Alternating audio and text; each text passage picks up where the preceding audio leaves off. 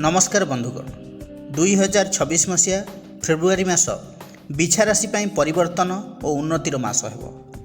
पूर्वर जो काम अटकी रही एही मासरे तार समाधान मिलिबो। भाग्य ठारू अधिक आपणकर परिश्रम फल देव। विद्यार्थी माने पाठ पढ़ारे कंसंट्रेट करिवे। एग्जाम पई पूर्व प्रस्तुति सठिक भाव में हेबो। सबु सब्जेक्ट उपरे भल करिवार आत्मविश्वास मन रहिबो। कॉम्पिटिटिव एग्जाम पई एही मासटी शुभ रहिबो।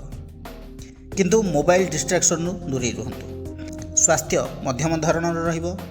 स्ट्रेस एसिडिटी स्लीप प्रॉब्लम देखा दे पारे। चाकरी करुथिबा लोकंक पई नुआ दायित्व मिलिबो। प्रमोशन बा सीनियरंक ठारू प्रशंसा मिलिबो।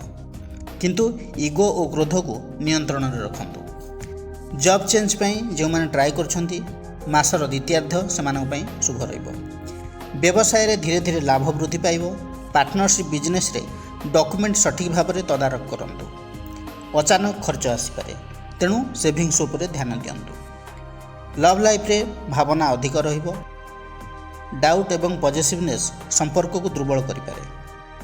सिंगल लोक मानक पई पुराना परिचय रु नुआ रिलेशनशिप आरंभ होई पारे। दाम्पत्य जीवन रे कम्युनिकेशन गैप हेले संपर्क रे मधुरता कमिबो। लाइफ पार्टनरंकर स्वास्थ्य को नहीं चिंतित आपण हो पारती किंतु परिस्थिति नियंत्रण भितर रहिबो। बिछा राशि व्यक्तिविशेष माने प्रतिकार कौन करेंगे। प्रत्येक दिन शिव दर्शन करंतु। मंगलंकर मंत्र जप करंतु। मंत्रटी है ओं अंग अंगारकाय नमः। दैनिक 108 थर जप करंतु। हनुमान चालीसार पाठ करंतु।